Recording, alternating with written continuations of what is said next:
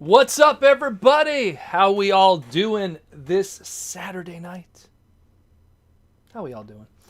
It's the Transformer Slag podcast Saturday night live stream main event. I am your host, Proto Man. We're here to talk Transformers. We're here to recap the news over the week, take some super chat from the fans, talk about what we got in the mail from the Transformer Slag podcast P.O. Box, because there was a lot. There was a lot in the mail. A lot. And that's that, really. Worked on some new stuff. We'll talk about that, too, this week. Hopefully it'll be something that we could get out there before the end of the month. But I'll get into that in a moment. So then, how we all doing?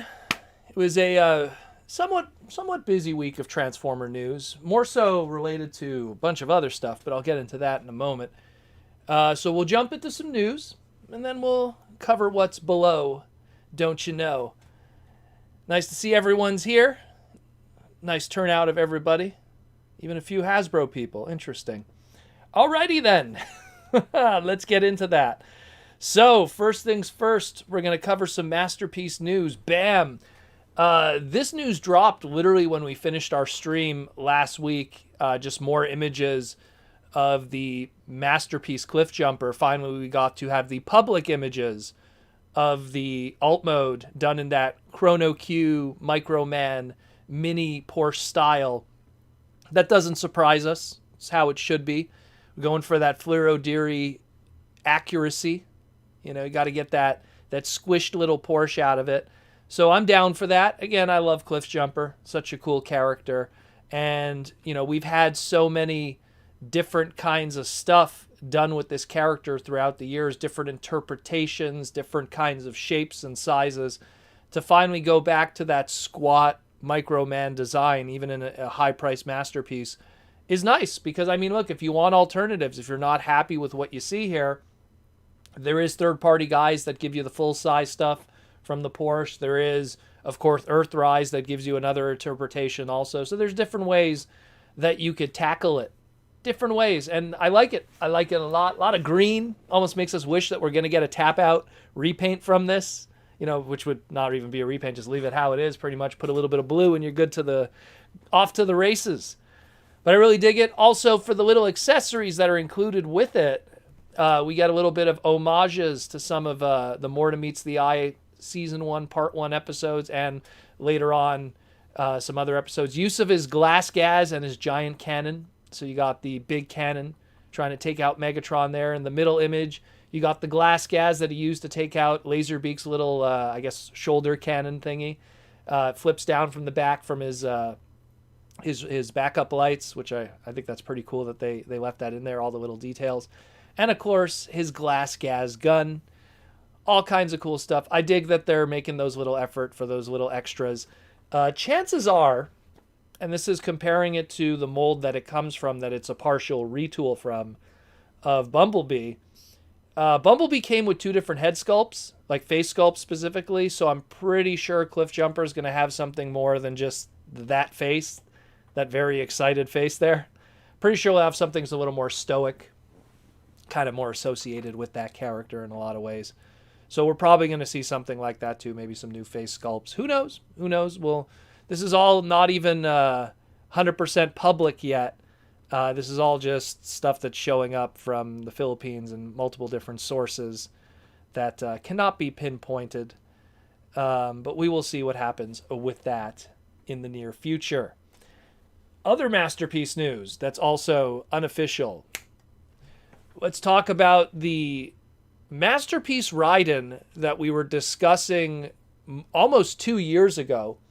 The image on the bottom right was from the Railroad in the Sky Expo, which was a Japanese expo celebrating the many different fictional depictions of trains in Japanese culture. And other stuff too. Thomas the Tank Engine was there, some Studio Ghibli stuff, and Transformers had a booth.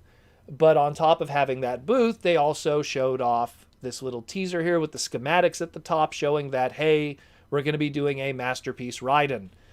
Then, of course, the big V happened, turned the world upside down, inside out, and all that got delayed, unfortunately. We got to see the CG sketch image here that we have in the bottom middle from Generations Guidebook 2021.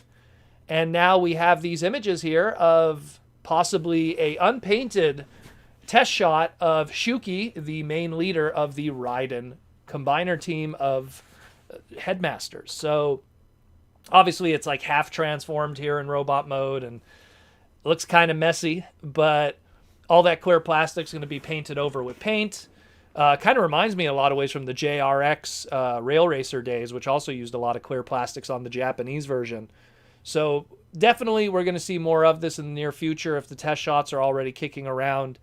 Possibly a future Wonderfest or something like that. Because it's Japanese product, this won't be something we'll see at a Fan First Friday or a HasCon. This is more of a Japanese side of things. So hopefully we'll get some more information, some better images. This is our first ever Masterpiece Transformer, technically, that is a combiner.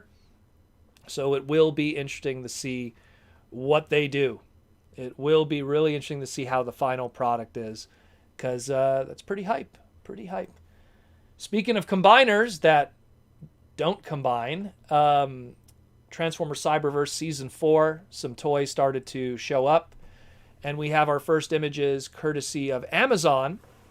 It's the Transformers Cyberverse, or as we want to call it here, Transformers Bumblebee's Cyberverse Adventures, or Season 4, or Dinobots Unite. Man, work out that branding, Hasbro. Anyways, Ultimate Class Volcanicus, the Dinobot Combiner Team. And it even is called the Dinobot Combiner Team on the back of the packaging, despite the fact that this Ultimate Class figure does not come apart and make individual dinos or combine. It has a combined robot mode with gimmicks and energon armor, and then a combined alt mode with, I guess, a very Skylynx kind of feeling, kind of alt mode, I guess. That's one way to look at it. Or Winged Wolf, the legendary 7th mode of 6-shot. Just a lot of weird stuff going on here. But it's not to be surprised. The Ultimate Class really is that big, expensive, simplified price point toy made for a very specific market from the Cyberverse line. And it's no surprise that the first time we hear about what technically should be a centerpiece of the Cyberverse line for Season 4, we're learning about from the first time because Amazon is posting images of it early without any indication. So it is what it is. But if you do look carefully here, we'll do a little zoom up here. You do see the individual dino bots on there. So obviously the legs consist of Slug and or Slag and Snarl. And then if you look at the back wings there, it's clearly Swoop. It looks like a majority of the torso is very similar to that of the Power Rangers, how it's made up of sludge there. And then probably the main lower torso, the leg combining pieces, and the actual torso itself is probably Grimlock. Probably the tail also comes from Slug too, which makes the tail weapon. It combines, probably in the show, but not so much in the toy itself, which is a shame. And there's no indication that there will be any examples of that combine, because a lot of the Dinobots seem to be spread across a bunch of different price points. And while there is those individual roll and combine or roll and convert stuff, or crash and convert, there's nothing that makes this thing. So who knows? Maybe this might not even be in the show at all. Maybe it might not even be in the show at all. Who knows?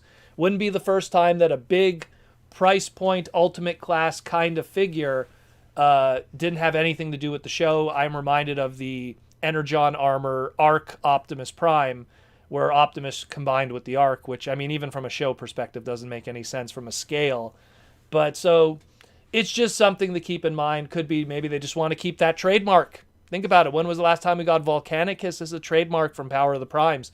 Definitely 4 years ago. So it starts to make a lot more sense when you think about that too, eh, Hasbro? So that being said, there's that. But also on the back of the packaging of the Volcanicus was a cross sale for another Ultimate Class. And who was that? Ooh, boy, gonna cost me my wallet. Let's talk about Ultimate Class Hot Rod. Now, he's just a big ol' simplified, twisting, transforming Hot Rod figure. About 5 paint decos on this, and kind of misleading with the actual art of the character, how many paint decos there should be. But it's kind of nutty. It's kind of nutty in a lot of ways. If you even look, he has his little staff there. The staff doesn't have the paint deco that's shown in the art there of the flame, and that flame on the staff also makes the flame of the front of the car. Man, Aaron Black of Repro Labels and the crew, I know you guys don't do the more low-end kind of Transformer stuff, but I think it's one of those times that it might make some sense. But then again, it's the ultimate class, and I mean, really, how many people are going to be spending this? Average MSRP between $29.99 and $31.99 for this big old leader class size simplified thing. Probably not a lot of people are going to be buying this. It's probably just me, who's a hot rod guy, that's going to want to get this version. But do I want to wait for clearance? That's the gamble. That's the gamble. But yeah, it's a thing. He looks like a sage. He looks like maybe another Alpha Trion. Is this fiction related, or is this just them throwing more stuff at the wall? Who knows? Who knows indeed? Who knows indeed? But yeah, that's more or less it for the Cyberverse stuff. We have 2 TV movies coming, so maybe we'll get some more insight on what's going on with that in the near future. Now let's go into our 2022 stuff. Let's talk Legacy. After we finished our stream, a whole bunch of new Legacy stuff popped up. This is the updated list for the Transformers Legacy line for 2022. The updated stuff has the little Autobot Authentic logo next to it. So we'll go through it quickly. I know we touched on it on the individual segment. But man, oh man, it's a lot of stuff to take in. So Core Class Soundwave, probably the Core Class from Kingdom being ported over. We already touched on that last week. The Optimus Prime here, some people are speculating that it might be a brand new mold.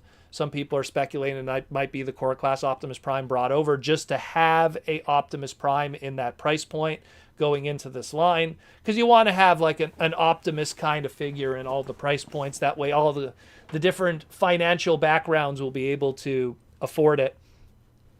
We got a Skywarp. Clearly is going to be that Core Class Starscream done in Skywarp colors. Bring on the Seekers. You know they're going to repaint the heck out of those.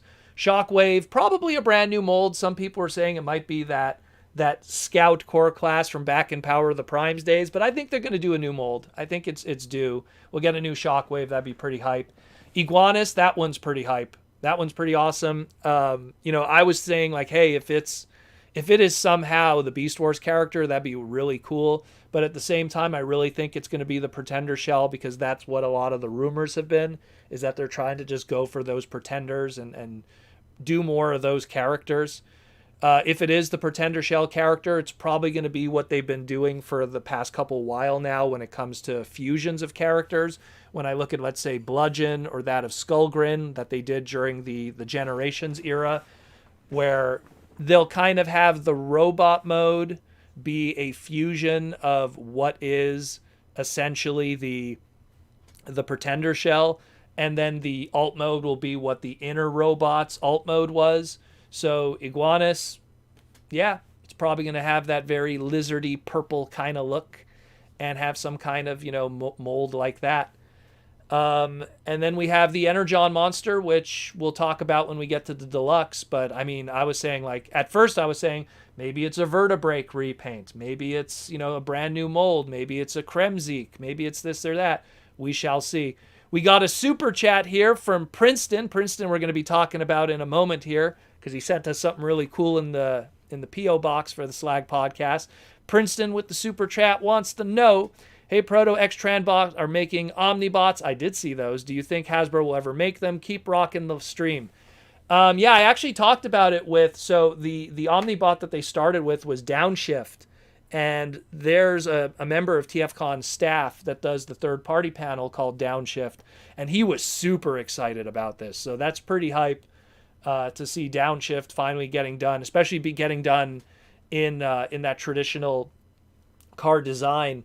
I love it. I think it looks great. The question is, will Hasbro do it? I've always said it many times, look at the trademarks. Downshift is a trademark Hasbro has, and Camshaft is a trademark that Hasbro has. The problem is that last trademark. And that last trademark has always been an issue. So, yay, maybe. I could see Downshift happening, because, again, that trademark's around. And same thing with Camshaft. So, it's just a matter of, do they want to tackle those trademarks and do those characters? Or do they want to take the Downshift and Camshaft trademark and do other characters? Or do throwaway characters. You'll see a Camshaft done on a Spy Changer. You'll see a Camshaft done on a movie toy. And it's the same thing with Downshift. Downshift was used on both an Energon toy and a Cybertron toy. And those were not representative of those Omnibots. So who knows? We'll definitely see what happens. But again, it's all about those trademarks. That's really how you know if those characters are going to happen. And Aaron Archer's in the house. Free the mini-cons. Thank you for the super chat, Princeton. And thanks for all the love and support. And we'll be talking about you in a moment when we get to the Transformer Slag P.O. box. Now we get into the Deluxe class. So again, Breakdown, Dead End, Wild Rider, Drag Strip. There's our Stunticons. We're going to be talking about that, of course, when we get to the Commander class. That is going to be our return to Combiners. Same thing, Skids we talked about last week. Probably going to be a retool, repaint of that JP3 Jurassic Park crossover vehicle. Extensive. Now here's this Energon monster again, but now in the Deluxe price point. Some people think that this might be a code name for another character across the two price points, maybe a well-known character. I don't have any really thing to comment on it. It's just that, that's all it is. The little tiny Autobot symbols represent what is new added to the list this time around for people that are asking. These are authentic Autobot symbols from Hasbro. The kickback we talked about already in the past. Here's a whole bunch of new ones. Crankcase, Alita 1, and Pointblank. Crankcase, that's pretty hype, but doesn't surprise me because that's a trademark that they've always been refreshing every couple of years. So they just got to do another Crankcase. Why not do him justice this time and do him in his G1 style? Alita 1, it could be just a more pinker repaint of the Netflix mold, which is just the RC one. Or it could be something that's super accurate to her original Generation 1 incarnation, which would be pretty hype if that's the case. I would really dig that a lot if they did something that was more in tune with her original design. She had a very kind of G1 Hot Rod fusion kind of alt mode look. And if they say I know it sounds crazy, but if you took Studio Series Hot Rod and extensively retooled it, you could probably get a accurate Alita 1 out of it. Maybe. Again, Fluro Deary, when he did that design, he did it with the intent that the aspects of transformation are there, but the engineering at the time was not to make that a reality for a toy. So it will be interesting to see what they do. And speaking of Hot Rod repaints, Pointblank was originally supposed to get a brand new toy back during the Titan Returns era with Sakamoto, where he did a Hot Rod retool repaint of the Titans Return Pointblank. Didn't happen. I love Pointblank the character, so I'm just excited that he's going to get an updated toy finally. He's such a cool character. Anyone that saw my tweet not too long ago, he's the original Wheelie hater long before it was hip to hate on Wheelie. Go check out that little clip. You'll see how just cool his design is and how a badass character he is. I love Pointblank. The question is he going to have his Target Master? Probably not, but we'll see what happens. What's up, Larry? Tarantulas we talked about last week. RC is Transformers Prime RC. And we have a Transformers Prime Knockout. Again, another one too, long overdue for a brand new toy. I did a segment about this character just a couple days ago. I heavily suggest when you have the time, go back and check it out, because we don't really talk about the news so much of a Prime Knockout being part of the Legacy line, so much as just the convoluted trademark history of Knockout over the past 3 decades that led up to that point. It's a very fascinating segment. I heavily suggest you guys go check that out. Let's jump into the Voyager class. So we have a Soundwave here. I'm going to hope, I really hope that it's actually the Netflix one, and that it'll give people an opportunity to pick it up. I already got it. I had a great patron that sent it to me, and it was an awesome figure. So I really want other people to get that opportunity. Maybe it'll be a super more show accurate, color scheme. Maybe they'll do a super toy color scheme. Maybe they'll do a Sound Blaster color scheme or something. But I think it's fantastic, that mold, so I really hope it gets a second chance. Maybe it'll just have some new tapes. Maybe that'll be the case. I mean, we're supposedly going to be getting all those tape cassettes and the new Studio Series stuff next year. Soundwave's going to need some tape cassettes. And, of course, Blaster we talked about last week. G-Axis, which on the listing was misspelled here. It's missing the I for G-Axis. The thing with G-Axis that worries me is he shares a price point with Armada Starscream. And the last time we had a G-Axis toy, he was a repaint retool of an Armada Starscream. So I really, really, really hope that he's his own mold and he's not just an Armada Starscream repaint retool. I love that character. G2, Simon Furman, sign me up. I really just hope he gets a new toy and he's not just a orange repaint of Armada Starscream. And don't get me wrong, that Deluxe G-Axis in orange was still an incredible mold. I loved it. I just wish it had those G2 colors on it instead of that hot orange that was homaging that old RID 1.0 toy from Jetstorm all those years ago. And of course, Bulkhead here, the rumors again, Optimus Prime retool. We'll learn more about that in the future. Armada Starscream, Voyager class. Does he come with a minicon? Is Swindle, a.k.a. Grid, going to be part of it? We shall see. Deluxe price point, strong possibility. Could be a good way to maybe use one of those Micromasters that turn into a Formula One, repaint it maroon and make it happen. Could be. You never know. They have those plug points on them too. Could work. And of course, a Beast Wars Inferno. Everyone's hyped about that. Some people were speculating, it's going to be a repaint retool of Waspinator, but that's a deluxe price point, so I don't really think that's the case, unless it's so extensive, the retool, that it jumps a price point. But we will see what happens. Leader class, Dragon Megatron. We talked about it last week, so we already know how awesome that is and all the repaints that could come from it. Galvatron, this is an interesting one. Could potentially be just a more cleaned up repaint of the original Kingdom one. It's not the first time that Earthrise Optimus Prime ended up in Kingdom. And in Earthrise itself, we got some reissues like Astro Train. So it wouldn't surprise me if the leader class of the next line also has some stuff from the previous, just to fill out those case assortments and give people an opportunity to get it. Not to mention Galvatron came out late in the line of Kingdom, so it'll give people an opportunity to pick that character up if they had not. His presence being there probably tells me we're not going to see a Galvatron in Studio Series 86 anytime soon, but never say never. Laser Optimus Prime, aka Laser Rod Optimus Prime, pretty hype. The insider information on this is that it's going to be a extensive repaint retool of the Earthrise Optimus Prime. Even the trailer is going to be straight up from the G2 Laser Rod Optimus Prime. That's pretty exciting. Also leads to all the repaints that could come from that. Anyone that saw my tweet, historically, every time we've gotten a Laser Rod Optimus Prime-esque kind of toy, the black repaint is just around the corner for your Scourge, aka Black Comboy. So stay tuned for that one. A lot of fans are going to be happy about that. And here's an interesting one, but maybe not too much when you really think about it. Leader class Blitzwing. That's a big triple changer. Granted, Astro Train also had a leader class. I think that they're doing this just so you could do the photography of Cup bending his cannon, to shoot shrapnel in the 86 movie. I just know they're going to do that photo shoot.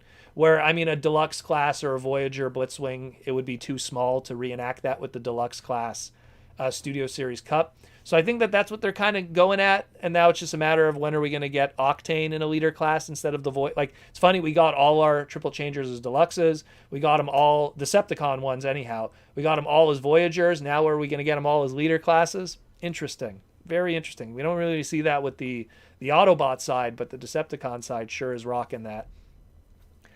And the last two, Commander Class Motormaster, going back to our Deluxes we just talked about, is going to be our Combiner. So our Commander Class Motormaster, we already talked about it last week. And the last big one here, Titan Class Cybertron Metroplex. Now, this could go one of two ways. Could be the Galaxy Force Megalo Convoy, aka Cybertron 2006 Metroplex, seen on the bottom right. Or it could be a War for Cybertron, Cybertronian designed Metroplex. I don't know which one it's going to be. I kind of almost, and I know people are going to not like it, but I kind of hope that it's the Cybertron 2006 one. And the only reason why I say that is because then that would create a massive diversity of characters across the entire Legacy line. Because when you really think about it, if this entire list is 100% factual, and you know it's going to be, we literally have almost everything here. Think about it. We got G1. We got G2. We got Beast Wars here. We got Beast Machines here with that Dragon Megatron because, maybe he could have that little control helmet from Beast Machines. We got Robots in Disguise here because sooner or later that Laser Rod Optimus Prime is going to be getting a black repaint. We got Armada here with Armada Starscream. So all we're missing is maybe something that's from Energon. And maybe that Energon monster could be something from Energon. And that Cybertron Metroplex. Like, we're literally covering the gamut here. Hell, and there's even Transformers Prime stuff here. All we're missing is animated, but, Hasbro has an interesting relationship with the animated brand for making new product. But literally almost everything from Transformers history is being represented in some shape or form. So that's pretty cool. That is pretty cool. So we'll see what happens, but it could be one or the other. I'm not saying it's going to be one or the other. I'm just saying from a representation across all the different brands throughout the past 3 decades, almost 4 now, that's some pretty hype stuff. So just wanted to cover those. I know everyone has their opinions on them. You could shower them in the comments below. And the last thing to talk about is where we're probably going to learn about all of this officially is next week. Next week, Friday, August 27th, is going to be Hasbro Pulse Fan First Friday, and they're going to be covering their HasLab item. That's the big one that they teased. But I get a feeling also that they're going to spend the next 30 to 35 to 45 minutes, which averages most of these Fan First Fridays, also covering the tail end of Kingdom and all the stuff that we've pretty much seen online at this point, but now in an official capacity with some designer comments. So that should be pretty exciting to see. But we also got the announcement that and this was on the Hasbro Pulse YouTube channel and later on their Instagram, that the Hasbro PulseCon 2021 will be happening October 22nd and 23rd on the weekend. It's a Saturday and a Sunday. Last year it was in September, so they pushed it a month later. And the Transformer portion was on the Sunday. It was on the second day. About an hour and a half of the 12 hours of content over those 2 days was dedicated to Transformers. So chances are, if we're going to get an hour and a half of content, we're probably going to be learning about what's going to be next year's product, because last year's Hasbro PulseCon in 2020 in September told us about Kingdom. And that was the big reveal for everything. So we'll see what happens with that in 2 months from now, because chances are we're going to learn a lot 2 months from now, and it's going to have to be some big, fresh, new stuff. Just like last year, where they told us about Kingdom, showed us the control art, showed us the concept art, gave us the box art, the big drop of information. I get a feeling we're going to learn what Legacy, Evolution, or whatever the true title is ultimately in the end for this product. But we shall see. We shall see. Keep those notes. I'll remind you as the days get closer. But keep those in your phone. And the last thing we'll talk about, some sad news in the animation world, and it's a small piece of the Transformer world too. Masami Suda passed away just a couple of weeks ago. It only recently came out publicly from his family. He was battling with some illnesses.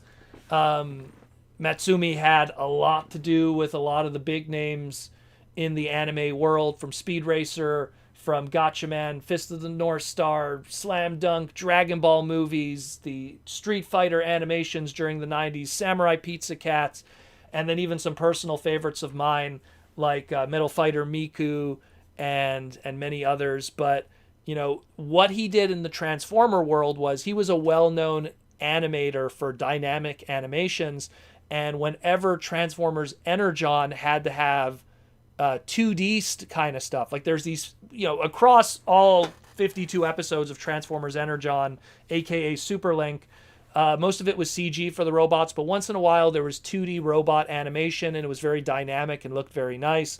He was responsible for those, so along with another individual, Abe. So you know, shout out to him and his family. Again, sad to hear about his passing.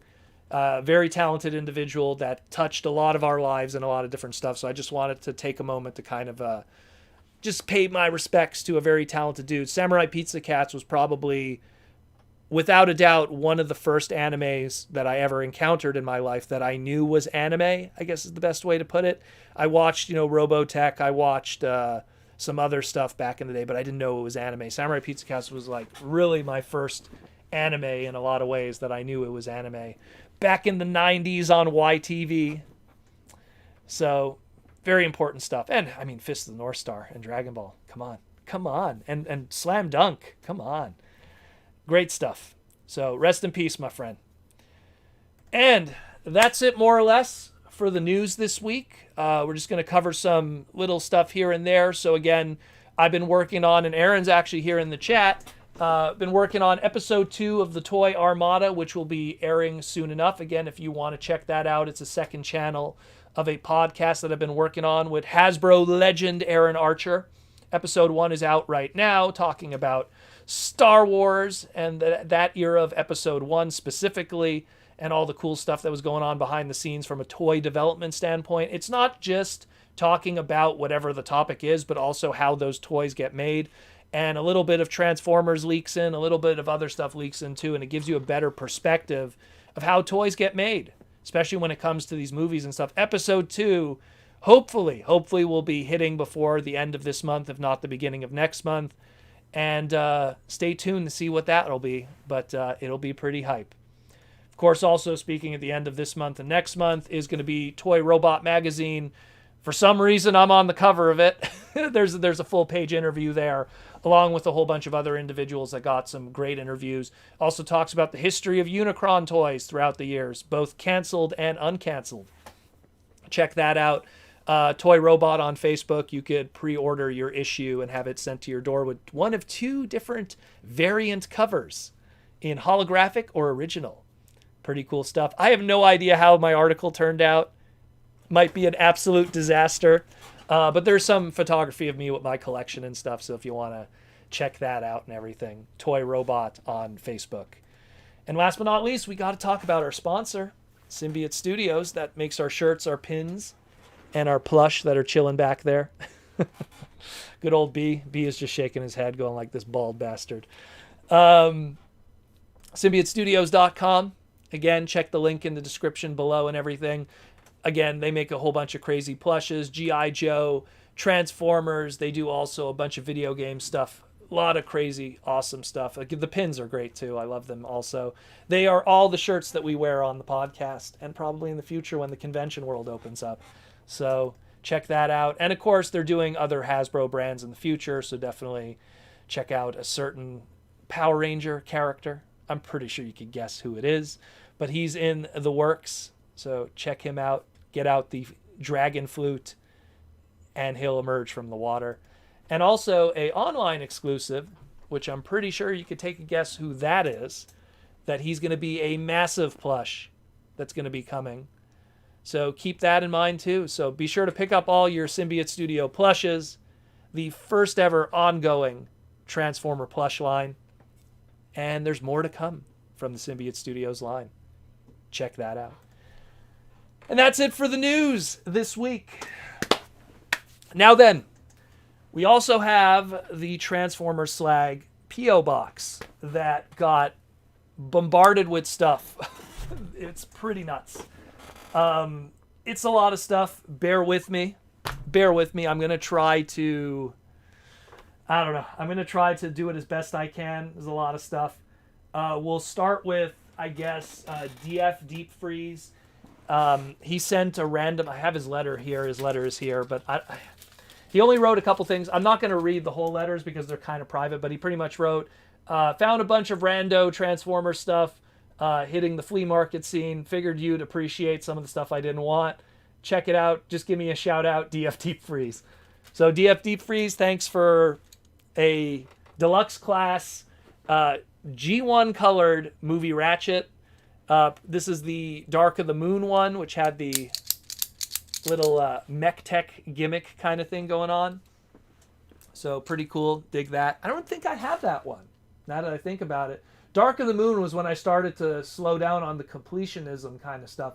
I'm going to have to check in the 14-foot wall of movie toys, which is depressing. But yeah, I don't think I have him because I really stopped doing the completionist stuff around Dark of the Moon. But that's pretty hype. Thank you. Also, a lot of other oddball stuff that were in there. This one I know I do have, the spring-loaded Starscream. You just pretty much push a button and it automatically transforms. Yeah, there is that going on, and now it's not going back to robot mode. Come on, there we go. There was that one, and then of course some Rescue Bot stuff too. It's almost like a little bit of a mixture of everything in there. Pretty awesome stuff. And what I liked most of all that he included, these were little PVC figures from Transformers Robots in Disguise 2.0. They were available both in a storybook pack done by, I believe, what was the company? I think it was called DK Books or something. And it also were included with a soft drink promotion where I know my friend Pulse Dragon hooked me up with some of those, but I didn't get all of them. So, hey, Sideswipe and Bumblebee, that's pretty hype. I didn't even have these two. I had the Sideswipe pencil holder that was included with that promotion, but not that one. So again, thank you DF Deep Freeze for sending those in the P.O. box. And I promised I'd give you that shout out. We got a super chat here from Lord Soundwarp. What's your thought on Fans Hobbies MP17 in color? I believe that's the Megatron, right? Looks pretty cool. Again, I would want to see it in hand. A lot of times that's the case. What's up, David Cabal in the house? I'd want to see it in hand. Again, that's an Aaron Archer design that I'm really curious to see it done in that masterpiece kind of price point. It looks like a lot of those gimmicks were maintained, so I really dig that because I loved that Armada Megatron. I mean, when that Armada Megatron came out, the original one, which, I mean, I got the Japanese one up there in the Armada display. It's kind of hard to see there, all the glare. But when that Armada Megatron first came out, that was at a time when we didn't have, like, play sets for Transformers anymore. And that was, like, the closest we had to a play set. You know, because it was like, you know, like obviously Optimus has turned into a base and stuff too, his trailer, but like a Decepticon playset that, like, you know, Megatron could have been like a turret cannon and he had this little platform with a capture claw and you could put all the mini cons on it. I really dug that a lot. So the MB-17, I think it's called Tyrant. What's the name of the third party version of it? I really dig it. I really dig it a lot. I think it's super cool. So hopefully I want to see more. And I'll probably see it in person at a future TFCon when they'll have the displays and I'll get to mess with it. But we'll see in the future. I'm not big on buying a lot of third party unless it really reinvents the wheel in a lot of ways, in a way that Hasbro would never do. But man, I totally see Armada one day getting masterpieces. I see it happening sooner or later. I mean, we got that Armada Optimus prototype that's still kicking around that we don't know much about, which we'll probably hear about at a future, Wonder Festival or something. Axe to the Head with the super chat for $2. Sup? What's up, Axe to the Head? Ask a question, brother. Ask a question. Next up, we got. Oh man, where should we dig here? I'll save the biggest one for last because Mikey and Louie sent way too much stuff. I almost didn't expect it. So we'll get into Princeton, aka the most awesome name in the world, John Henry. He sent me I have one here on my desk because I absolutely love her. The Worlds Collide 4-pack. He sent all 4 members of the Buzzworthy Bumblebee. So here's the Black Arachnia that I got. Look, she's all floppy. She's awesome. Dig this a lot. What a great figure.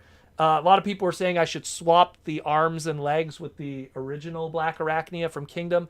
I don't know. I have the Masterpiece Black Arachnia, so it already kind of does the accuracy thing.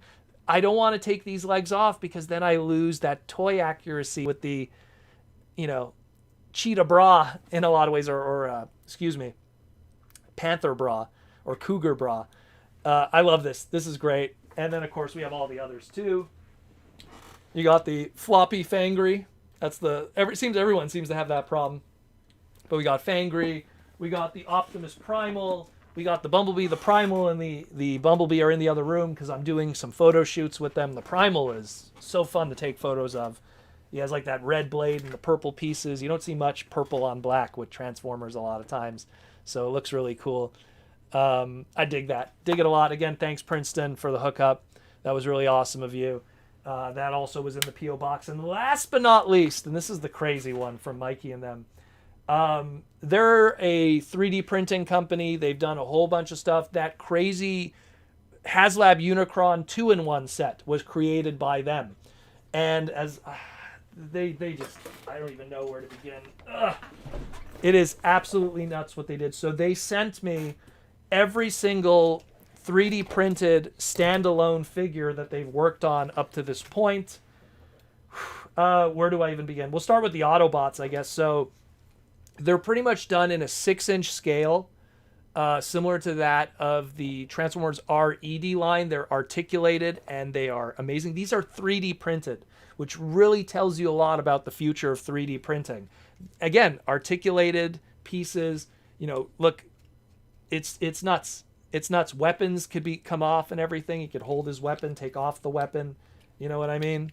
Like, this is the future of 3D printing, and we're seeing it through the likes of Mikey and Louie here with their stuff. So, I mean, it's pretty awesome. They sent me Blaster specifically because it was my first Transformer. So that's pretty cool. Again, look at the detail on that. Look at that. This is the future of 3D printing. It's kind of scary. The other Autobot that they sent me was Cliffjumper. Much smaller, obviously, for scale reasons. There's Cliffjumper. Really cool. Cute little Cliffjumper. What's sad is I think he's missing one of his wheel feet. I don't know. Maybe it got lost in transit. But still really awesome with his little gun and everything. Articulated. Super cool. And then a sea of Decepticons. Oh, man. Let's just... you got Megatron. Look at that. Oop, you got twisted legs there. You got Megatron there with the cannon. Pretty cool. Awesome stuff. This is my favorite one. Shockwave, again, with the little thing in the back. Pretty awesome.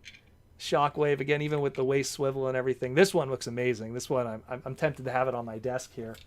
Pretty cool. Awesome stuff here. Obviously... got to talk about Soundwave. Soundwave, really, really cool. With a laser beak. Nice little laser beak there. And an Auto Scout on top of that, too. Anyone remembers the Auto Scouter, which appeared in that one episode, looking for Energon. And last but not least, all of the Seeker Jets from Season 1, if you don't count, obviously, the Rainmaker. So even the Seeker Jets. And what's crazy with the Seeker Jets, even a waist swivel. Like, these are crazy. Again, shout out to Mikey and Louie. These are the guys that did that Unicron third-party set upgrade kit. They sent a whole bunch of like those third-party upgrade kits and stuff. This is super hype stuff. I'm almost tempted to kind of maybe get some extras from them to have for like raffles and stuff to do with you guys in the future. But we'll see what happens with that. But that was pretty hyped. Like, I did not expect that. It was a huge box that was in the P.O. box. And I was like, what is this. Absolutely super talented people. Again, shout out to them. That's crazy. They don't transform. They're kind of like the RED figures. They're super articulated, accurate figures, but it's crazy what 3D printing is doing now. And if these are two people that just do that out of their home for fun, imagine when 3D printing reaches that next level, how it's going to change. We did a segment talking about 3D printing not too long ago. Nuts. Again, shout out to them. Again, thanks to everyone, Princeton, DF Deep Freeze, Mikey and Louie, everyone who sent everything in the P.O. box. Hype stuff. Again, even Princeton, he also wrote a letter. I don't want to read too much of it because it's more personal stuff, but I mean, he said he was in the Navy, and that's pretty badass. So, awesome stuff, my friend. Awesome stuff. Pretty crazy. And the only other thing, I got something in the mail, but that's non-Transformer related. I'm a big fan, everyone knows, of essentially video game merchandise stuff. So I've been trying to track these down for a while.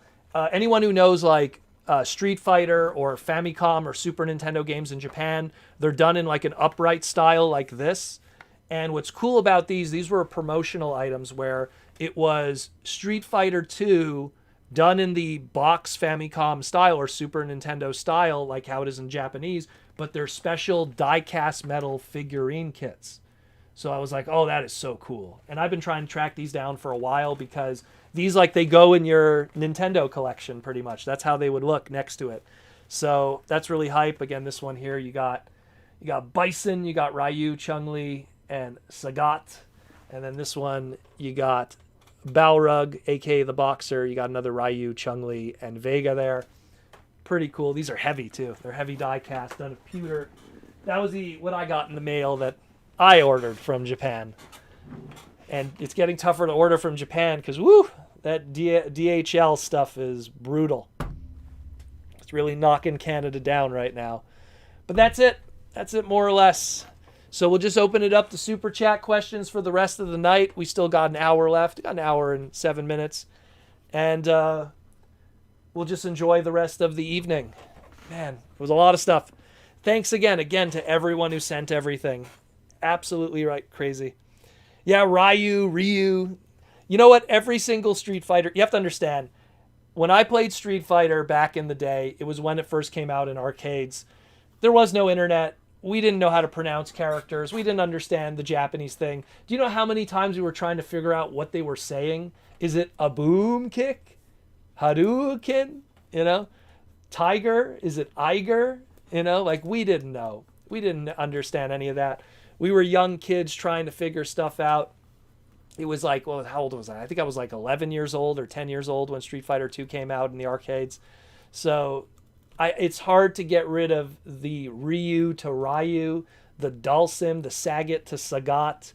It's really tough to like remove that from you when it's been in your soul all those years playing in the arcades. So I'm really happy to get those. That was some pretty hype stuff. But yeah, pretty awesome. I was very happy to get that. Let's see. We'll scroll up to some of the other people here. We have our members. We got here. Smart Proto, you don't have Starscream behind you. Actually, he's chilling just over there, out of frame. It was Bumblebee's time to chill back there. That's what I wanted to do. There's always the new plushes that are coming every so often from Symbiote Studio, so I always try to have some of them chilling in the back there. Got Grimlock.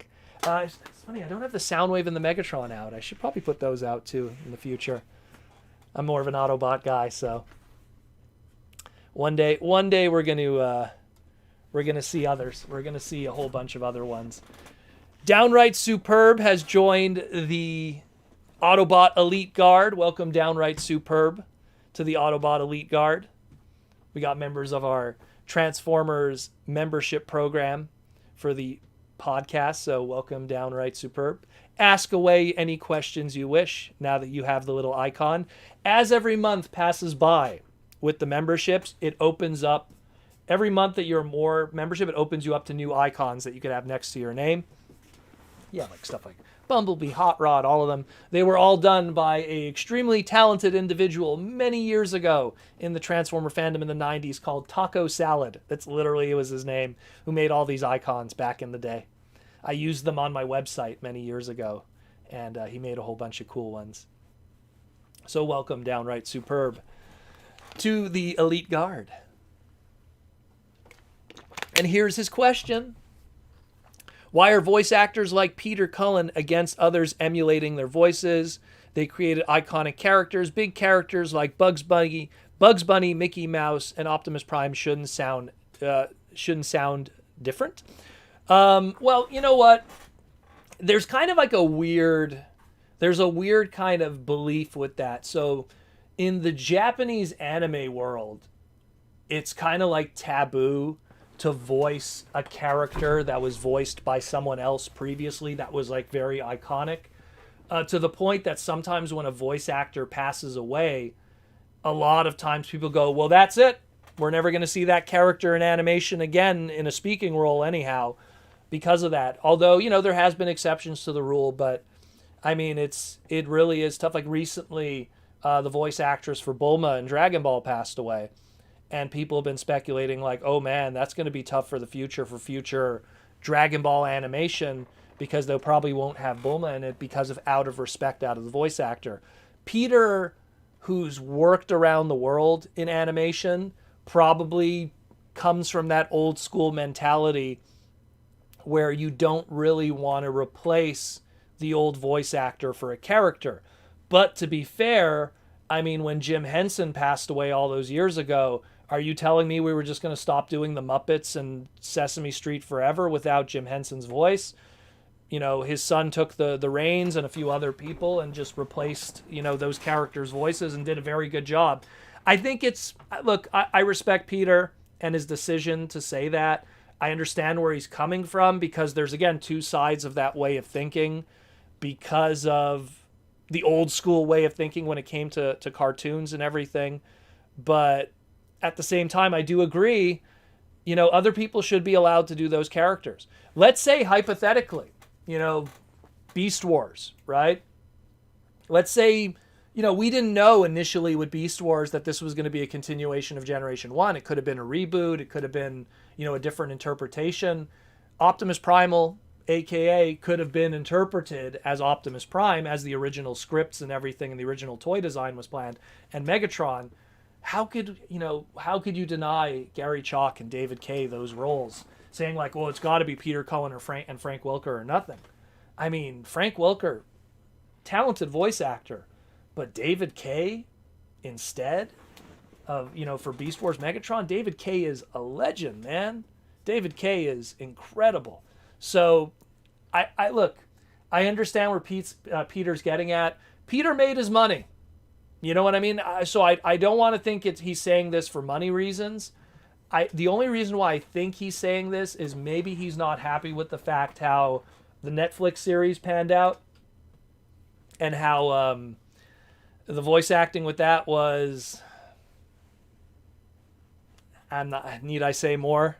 Where maybe if there was more of a unwritten rule, Peter would have been involved, Frank would have been involved. Maybe maybe Dan Gilbazin would have been involved for Bumblebee, and so on and so forth. Maybe even the original voice actress of Alita 1. Who knows? She's still kicking. She was at TFCon LA. So, was it Marilyn Lightstone? I keep forgetting her name. Very nice lady. Very nice lady. But, yeah, that's kind of my take on it, but I'm kind of like half and half. I understand where he's getting at, but at the same time, so many talented guys stepped up to the plate and did those characters too, that how could you deny them those opportunities when they also were able to reinvent the wheel in a lot of ways? So yeah, that's more or less my take on it. Princeton also joined the Minicon recruits. Welcome, Princeton. Start shooting those questions. Downright Superb says here, I love David Kaye's new interpretation of Optimus Prime, but that was a completely reinterpretation of the character and story. Yeah, well, you know what? And that's where it gets into another thing too, because Transformers has so many different iterations. It's not necessarily hard and fast G1. That at what point can Peter argue, well, this Optimus Prime is a different Optimus Prime, or this Optimus Prime is my Optimus Prime? You know, like he got to do movie Prime, you know, Michael Bay movie Prime. He got to make a lot of money from that. His agent made sure of it. Let me tell you. So he did very well. He did very well for himself to be in all those Hollywood movies and make some big bank. So nothing wrong with letting someone else get paid, man. You know, I understand the unwritten rule and stuff, but you know, you got to let some other guys get a chance. You let some of these young cats get theirs to swing up and play. Look, if they go up the plate and they screw it up, then I could understand your misgivings. See War for Cybertron trilogy, but again, I see it from both sides. It's hard to pinpoint it.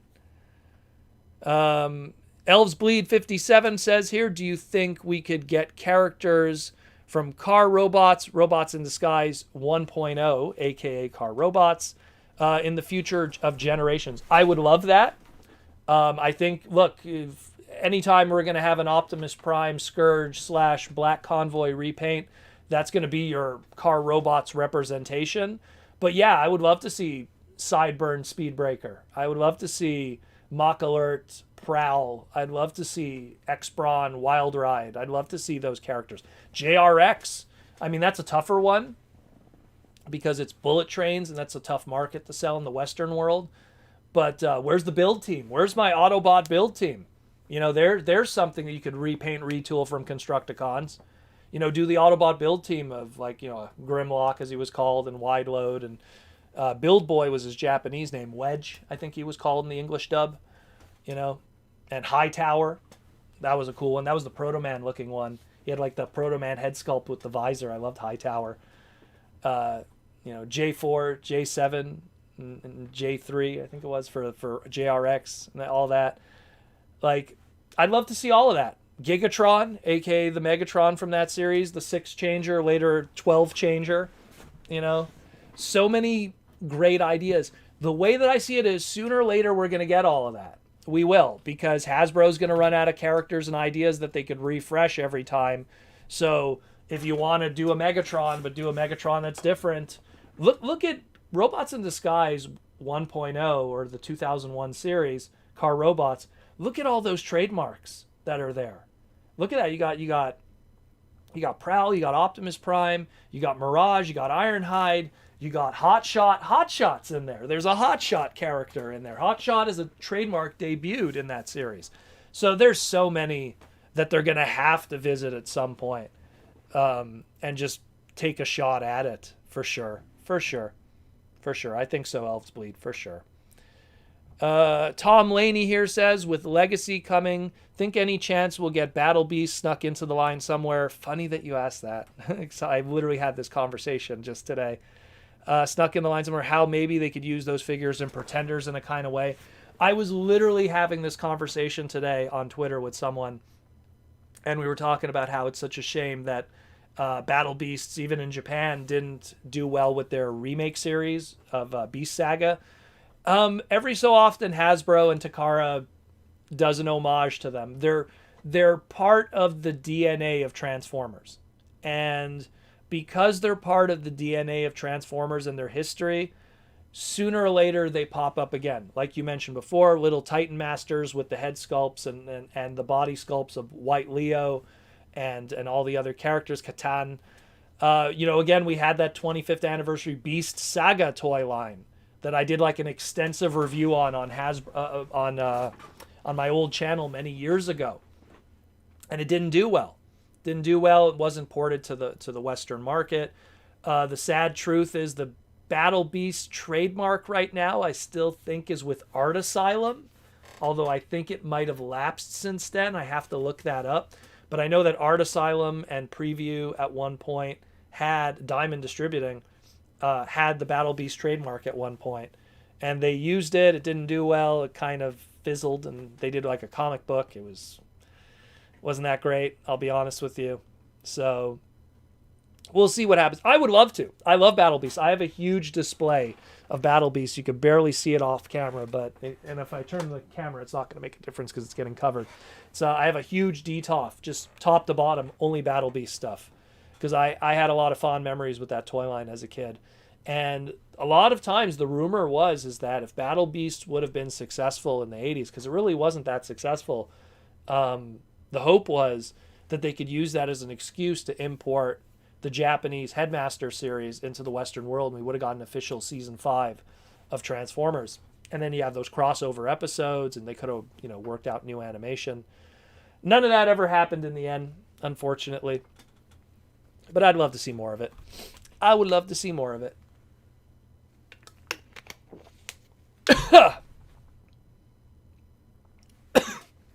Went down the wrong pipe again.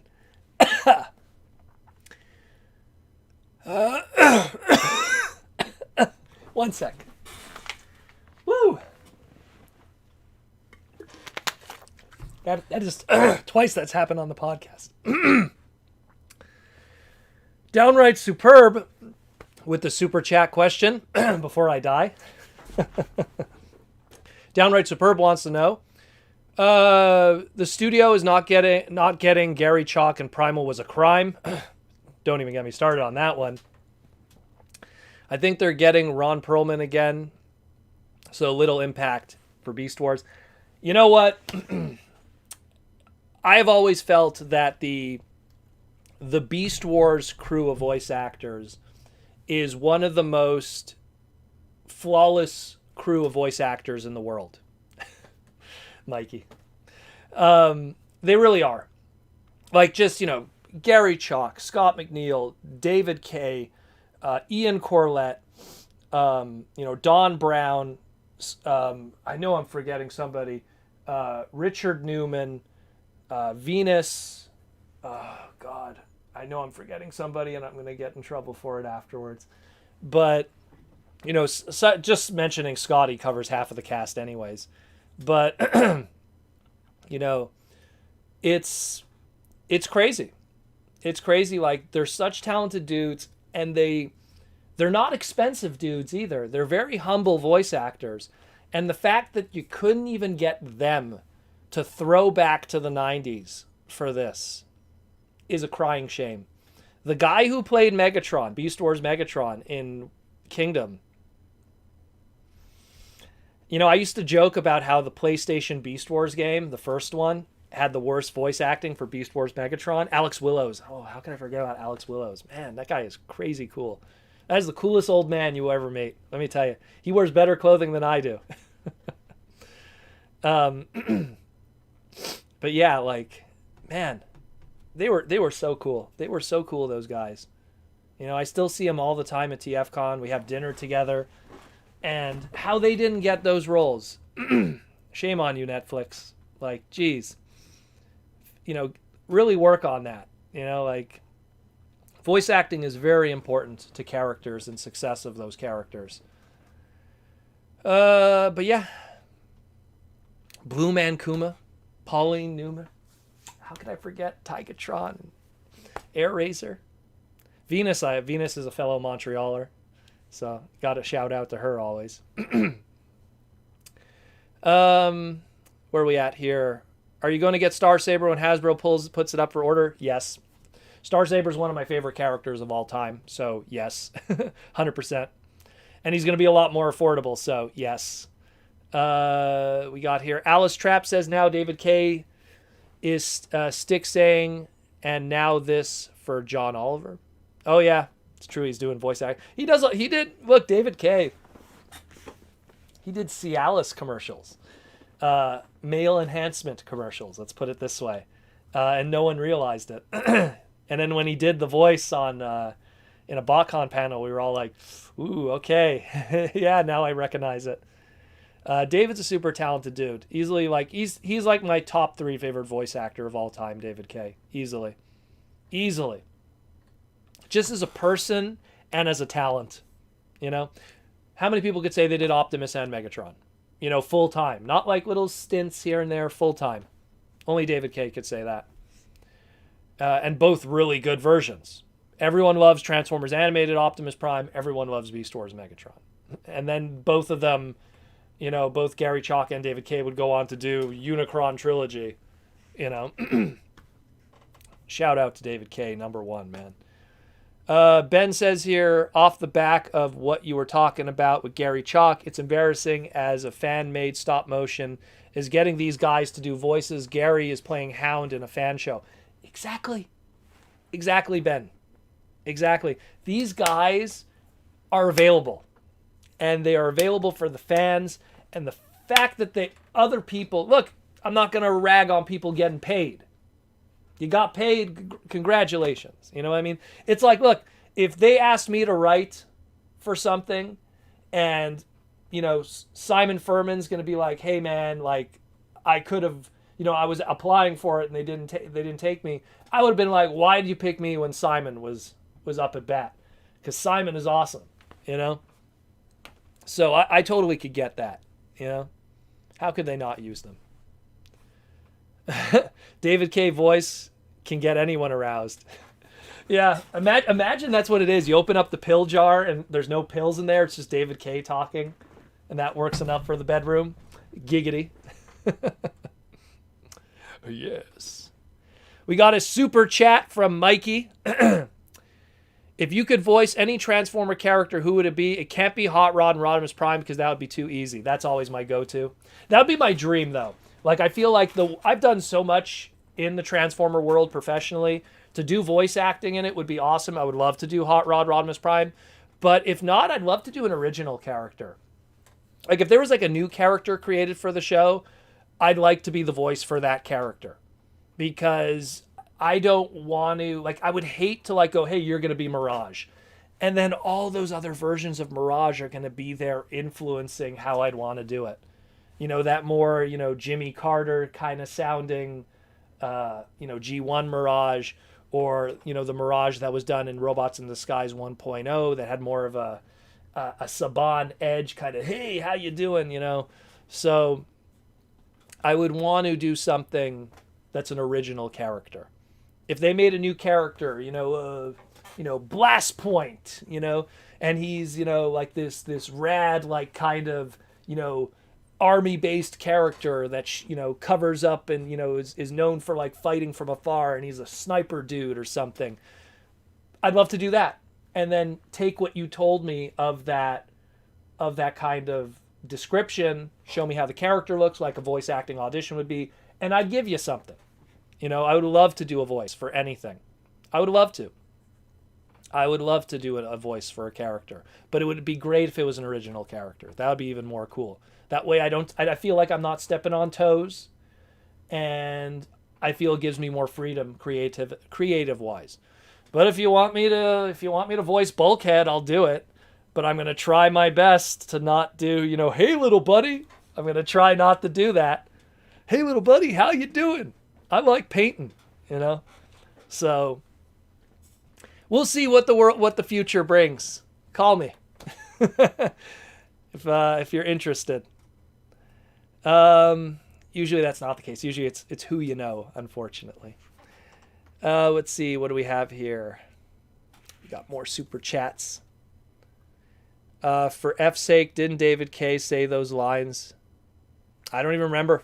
I don't know. I don't watch those videos, so. Well, the thing is a lot of people in the past have gone to David K and they would just like record stuff with their phones to use for their material. A lot of people have done that in the past.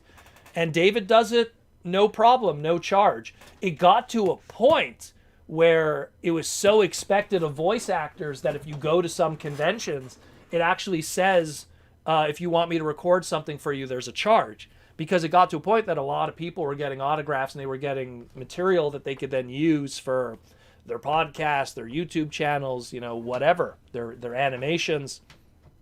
So, and rightfully so, they're allowed to ask to make money for that, because look, it's free work otherwise, like they're doing something for free. If you have a talent and you can make money from that talent, you deserve to make money from that talent, That's what I always say. You got a hyper voice, maybe Warpath without the blam sounds. I could do anything. It's very easy to do. Voice acting is fun and easy. you know? Archaic and young guzzlers, how dare they, unwilling as I must, to follow my namesake's instructions. And yet it all bit down to this, a day of reckoning with those who made us slaves. But to quote Gary Chalk, imitating and voice acting are two very different things. And that's why guys who imitate are not as successful as the guys who know how to act. And that's the difference. So being able to do a voice is one thing. Being able to voice act is another. And Gary is very true with that. Very, very true. Roman Schilling with the question, Proto-Man, will we see a remake of Devastator like they did with Menasor, a.k.a. the Stunticons? I think so. I think that those trademarks are coming super hot fast. Let's put it this way. They used most of them recently with Studio Series, but not all of them. So, you know, some of those are going to have to be used at some point unless they figure out a way to take some of those straddlers and put them elsewhere. Where do you put Hooks? You know? Use that Hooks trademark. Got to put it somewhere. So, we're going to see what happens with that. That's something that maybe not next year, but maybe the year after that. I personally feel if what Menasor is any indication, every year, and the rumor too, where we're getting 2 commander classes a year, every year we're going to see 2 combiners. Like 2 complete, big, bombastic combiners. That's what I think.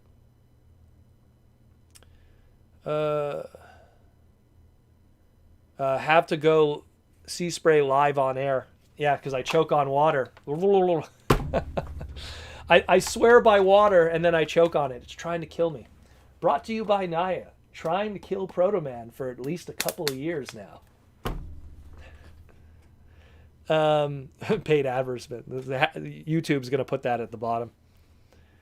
Let's see here. Stinkfist69 says here, have got any update on when Amazon Seeker exclusives will be re-released? No update on that yet.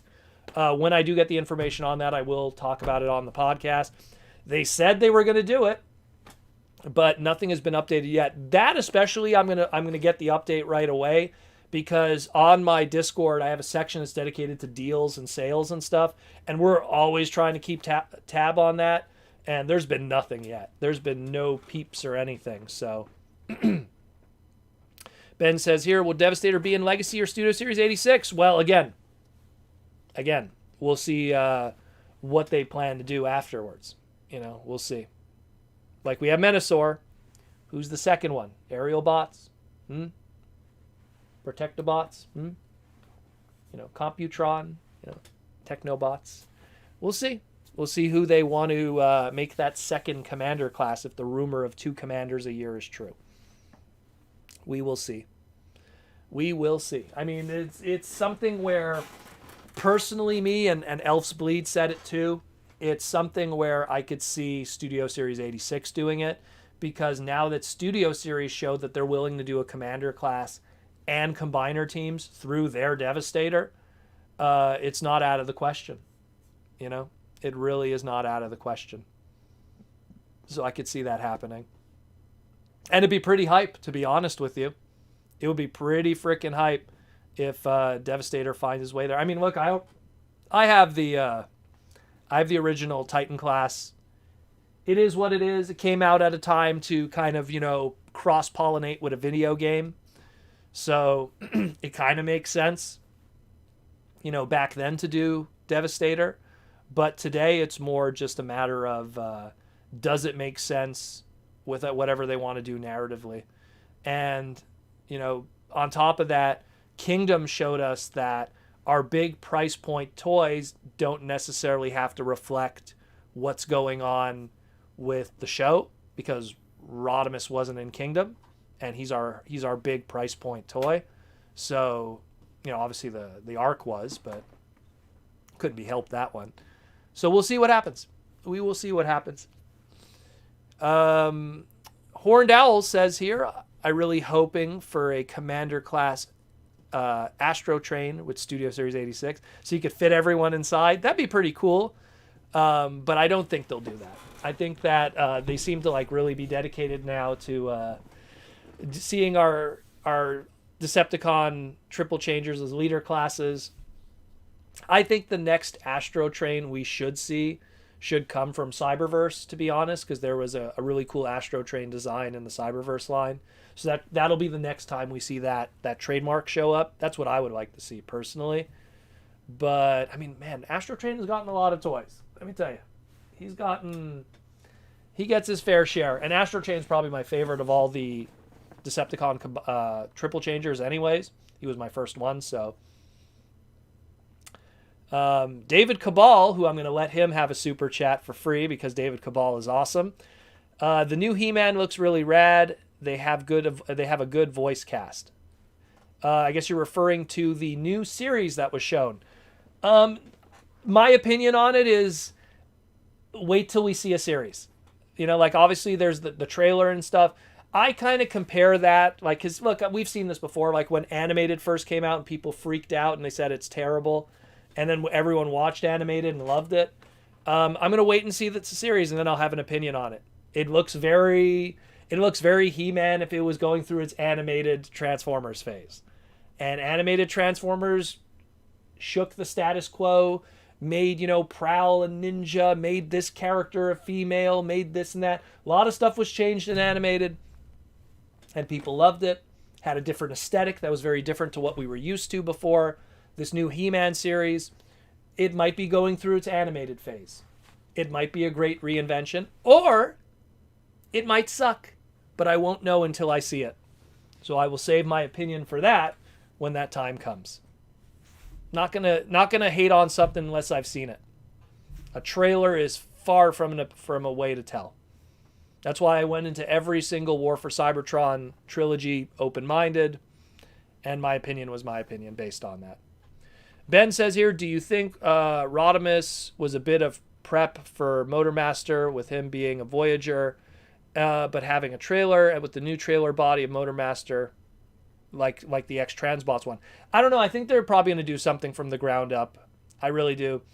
Considering that Rodimus doesn't have like anything that even shows signs of like a combiner ports, I think that it's just a coincidence that it's two characters that have trailers. That also historically, at least in different points, were trailers that combined with them. So I think it's more just a coincidence that because they're starting with Motormaster and Rodimus was just before. Not to mention, there was once a Rodimus toy that was repainted into Motormaster, which was the titanium one. The 6-inch Rodimus was repainted into Motormaster. What a coincidence. A lot of coincidences. Let's see here. Kind of hope we get another Windblade figure, according to Alice Trapped. New Windblade is always good for me. I'm still kind of peeved that she never got a decent figure in Cyberverse, considering she's literally like the star of the show with Bumblebee. How the hell she only got a warrior class and a bunch of terrible, one-step non-transformable versions? I will never understand that. I will never understand that. Hasbro, man, what were you thinking? I understand your demos and stuff, but come on, man. How do you not have Windblade give her a deluxe class figure? How did you not have her be the Build-A-Figure? You literally had that written into the story that you had to collect Windblade pieces. And then she wasn't the Build-A-Figure? Okay, sure. I mean, I like McAdams, don't get me wrong. That was still cool to get a figure of him, but come on. Use your head. But yeah. Elves Bleed says here, we need a new lug nut. I think they lost that trademark, and that's why we got Clobber. That's the problem. I don't think we have the lug nut trademark anymore. And that's going to be an issue. Where if we see that design, it might not even be called lug nut. Just like how we got Clobber with Cyberverse. And I think that's the problem with the lug nut thing for you, unfortunately. It just kind of lapsed. It happens sometimes. They kind of ignore it. We have 35 minutes left in the chat with the super chats. Just want to take a time just for this moment. Just again, Symbiote Studios. Shout out to you guys. I love this. They have a new Cap Bravo shirt coming out. That's going to be pretty hype that you guys are going to probably want. So I can't wait to get that one. Let's just say. But again, symbiotestudios.com. Check the pinned description below and all that. Support the podcast. Buy some cool stuff. Just tell them that I sent you.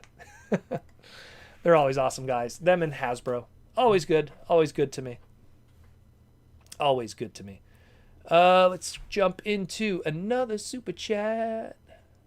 Saw David Cabal said something else here. Let's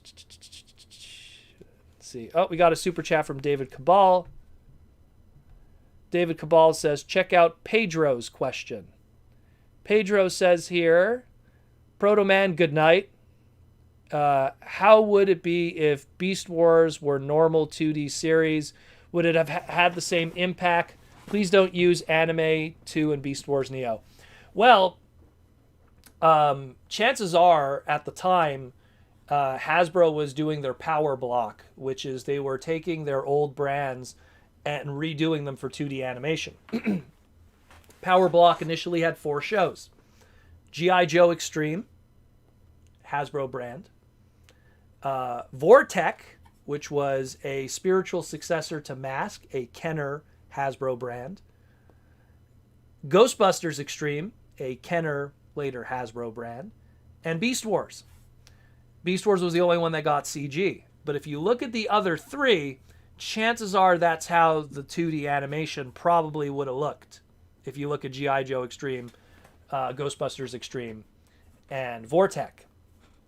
Now then, would it have been as successful? I don't think so. As much as I love Beast Wars, as someone who was there when Reboot first came out, and Reboot being as complex as writing it could be about the inside of a computer and viruses and all that, but it was successful because it was CG, and it caught the attention of people regardless of this. I love Reboot. Don't get me wrong, I'm not trying to say Reboot is garbage, but Reboot's success was because it was a CG series. Same thing with Transformers. Transformers was in a very weird place. G2 did not do it for nobody. The comic books died after 1 year, 12 issues with Simon Furman at the helm. The man himself. People weren't interested in Transformers. But now you do it in a premier form of animation that up to that point was, think about it, on television. When Beast Wars debuted in 1996, at the time there was Reboot, Insectors, which was a European-based animation made with CG, which was a story of like these insects shooting colors at each other and stuff. Very old. And that was it. And on the big screen, you had Toy Story. So it was a big deal to have those full animation credit in a world where no one else was doing that. Japan wasn't doing that. No one was doing that. So that's a big deal. So Beast Wars, because it had that, got the eyeballs. Got the eyeballs of every kid and went, whoa, what is that? So I firmly believe Beast Wars would have not been as successful if it did not have the CG. For sure. For sure. Faux show. Faux show. And again, I wouldn't bring up anime because anime only started to become popular in the late 90s because Pokemon kind of, obviously in the Canadian side of things, yeah, Dragon Ball was imported by Ocean Group and stuff like that, and there was a few other anime and stuff that were imported, like Sailor Moon through Saban. But anime didn't really become popular until Pokemon went, hey, check it out. You just import a cartoon, you import some toys, you repackage it, and then you sit back and make the money. And, that's why anime became popular. So Beast Wars wouldn't have gone the anime route. They would have gone the route that, again, G.I. Joe Extreme, Ghostbusters Extreme, and Vortech did. Which, by the way, just to mention Vortech is now lost media. Can't even find episodes of that. So if you have Vortech episodes on a VHS, keep those circulating. But yeah.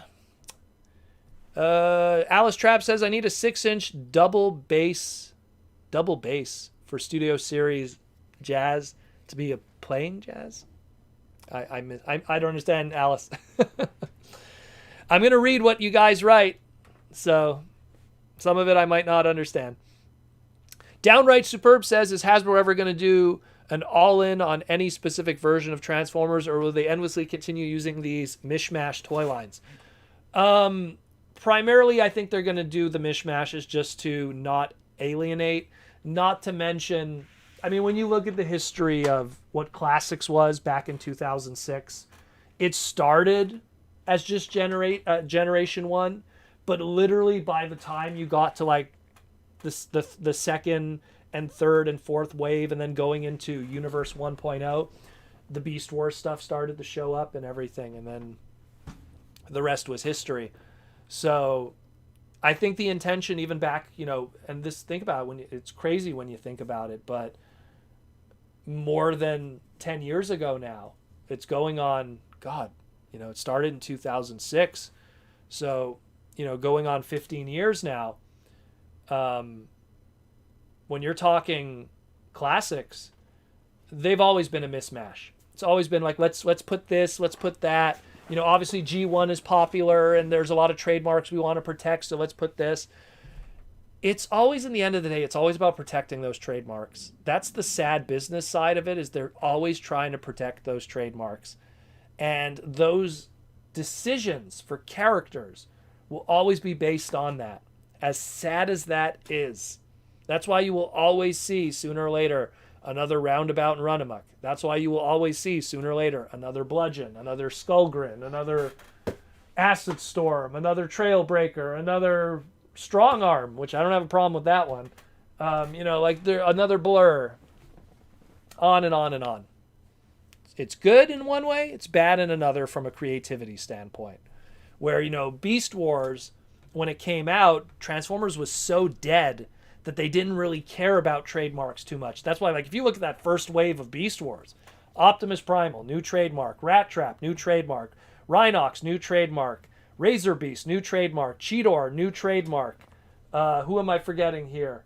Because a lot of the Predacons were old trademarks, like Megatron, Iguanus, Scorponok. Waspinator, new trademark. Dinobot, old trademark. But there were so many new trademarks. Polar Claw, new trademark. They were just being original. And originality works, in my opinion, in the long run. Keeps people's attention. Ben says here, you just mentioned the G2 comics. I think one of the biggest shames in Transformers, it was so good, I think it could have been an animated movie. I liked the G2 books. I love everything Simon Furman does in general. I think the only thing Simon Furman has ever done that I wasn't a fan of was the tail end of Dreamwave's Armada when he took it over. I wasn't a fan of that. I liked the first half that he wasn't involved in a lot better, oddly enough. The Minicon Moonbase saga, if you will, before Simon Furman came on the book. But, giggity, for anyone caught that. The G2 books were great. It's just they didn't sell well. G2 was not good. 93, 94 was not a good time for Hasbro and the Transformer brand. It goes to show that, hey, if you do more G1, will it work out? Maybe not. But it's a different world today. There's a different market now. There's outside markets that are also enjoying Transformers for the first time. So, double bass as an instrument. I was thinking a scene in the IDW already. Okay, I see. I missed that, Alice. I get it now. When I hear bass, I also think the Mega Man character. Proto Man, bass, and Rockman. But yeah, getting back to what I was saying about G2, like I have like the hardbound versions. I have the individual issues. I love those books. And Simon was clearly building up to something with the Liege Maximo and everything. And unfortunately, just none of that got to pan out, which is a shame, which is a big shame in a lot of ways. But, maybe we'll see. But in the end, I think it was, look, the G2 books ended up getting like retconned out of continuity. And then we got Transformers Regeneration, which I absolutely freaking love. Transformers Regeneration by Simon Furman. I think that's a fantastic book. Like, I can't reach it, but I have all the hardbound ones and the individual ones. Oh, God, I love that book. Where are we at here? Downright Superb says, why aren't they concerned about non-show Beast Wars trademarks, as the TMs like Polar Claw or Baboom are just dead and gone forever. Well, let's put it this way: when a trademark expires, like Polar Claw or Baboom, it's not that they're dead and gone forever. It's that they're no longer trademarked, and someone else could then come in and do that. Now the question is, did Mattel, Spin Master, Bandai, who am I forgetting here? Playmates, did they trademark Polar Claw or Baboom when Hasbro let go of it? No, they didn't. So Hasbro easily, if those aren't up for grabs, could just swoop in and go, hey, we need it, and we'll grab it. The reason why they don't protect those ones is because those aren't characters that they could constantly be selling us year after year. You trademark Baboom. You put out that one blue Mandrill figure. Then what? What, in 4 years you're going to do a Cybertronian version if that character has momentum? And then what? So same thing with Polar Claw. There was a Polar Claw character in the Transformers RID 2.0 series. They just never trademarked the name and made a toy.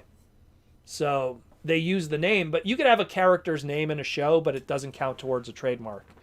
When you have a show, it has to be the title of the show that's the trademark.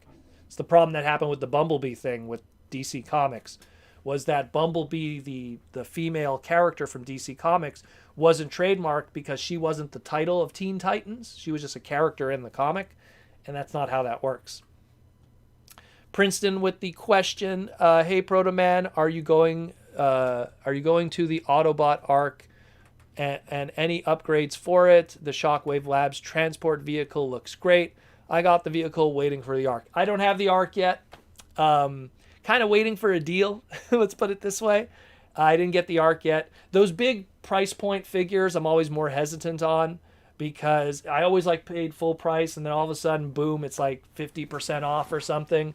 So I've kind of learned my lesson with those. I have been, screwed over in the past in that I didn't get Predaking as a result, kind of waiting for that deal. But Predaking had a weird distribution, GameStop and EB Games ended up getting them and stuff, and getting them at full price. So, but hopefully that won't happen with the arc. I hope. I don't have to overpay. We'll see what happens. Tom Laney asks here, speaking of Mega Man, just got Legacy Collection 1. I forgot how hard those games are when it comes to Mega Man 1 to 6 without rewind. I got to throw my controller. I don't know. Then maybe just because I'm a Mega Man expert. The secret with Mega Man games is, just watch your jumps and know the rock, paper, scissors patterns. That's what I always say. I think, and save your E-tanks for Wily. That's about it. That's the best advice I could give you. Wish we got generation figures of the DJD, mostly Tarn and Kaon. I think we're going to get a Tarn at some point. I think we'll get Tarn at some point. The rest of them, I don't think will ever happen. And if they do, they won't be in the spirit of what you want. I don't think we're going to get an official Hasbro licensed transforming electric chair. Let's put it this way. Or a blender, gutter character. Hasbro, if we do, they're going to be done by Farai model kits or something. Some licensed third-party company will do it. But Generations, I don't know. That's going to be a tough one. Clyde with the super chat. Thank you, Clyde, for the super chat question. Any luck with a G.I. Joe Transformer crossover toys? Imagine transforming Hound into the Vamp or Soundwave into the Hiss. These Star Wars Transformers lasted so long, but G.I. Joe Transformers are already set. Well, double-edged sword with that. Let's say you did get a G.I. Joe Transformers line. Would you want it done and developed by the guys that did the Star Wars Transformers? Because they were the Lucas crew, the Lucas design team of Star Wars stuff. And they weren't exactly the best quality. A lot of those toys didn't age well. A lot of them suffer from GPS and stress marks. They weren't designed thinking about engineering.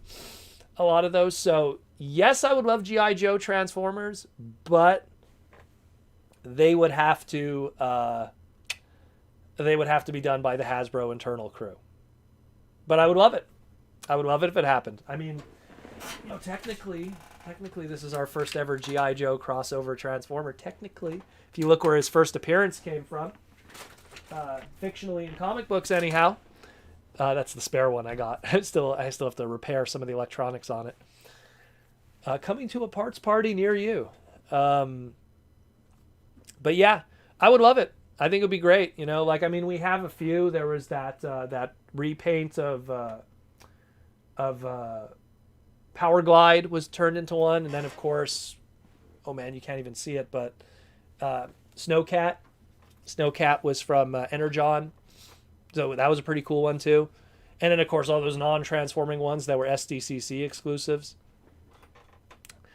We'll see something. I think Hasbro knows that it's easy money, and I think that they feel that they want to just let the G.I. Joe brand build itself up. And if ever they got to a point where, oh my God, G.I. Joe is really bad right now, because it's still doing pretty well. Granted, look, the Snake Eyes movie didn't do well. I understand that. But, the figures, the classified stuff is still selling well. The Super 7 stuff that they recently licensed, that's going to sell well. There's money there. So they're still making money. They did that recent reissue line, that's selling well, where they're reissuing the 3-inch stuff. So they're still doing good. If it got to a point where it was completely dead, then you're going to see it cross over with Transformers. In the same way that I don't think we're going to see Power Rangers just yet, because I think they're going to wait until Power Rangers is weak as a brand before they use Transformers to kind of bump it up again. Princeton with the question, the G.I. Joe crossovers should be as good as the Gigawatt and Ectotron. Yeah, I agree, so I agree. I would want it to be that good. But then the question comes up, okay, so we're doing stuff with the crossover line. Does that mean it has to be a repaint, retool of something pre-existing from Transformers, as opposed to a brand new sculpt based off of a previously existing G.I. Joe brand? The Wolverine, the Hiss Tank, the USS Flag, the Rolling Thunder, all of those iconic vehicles. The Rattler, Trouble Bubbles, on and on. The BET. Where's my BET that turns into the Perceptor? But yeah. Kind of do them like Human Alliance, Tom Laney says. Yeah, that's how I would see it. Human Alliance was pretty much G.I. Joe. Pretty much. I'm surprised they didn't name all those individual guys as G.I. Joe characters. Here's Duke, here's, Roadblock, here's all of that.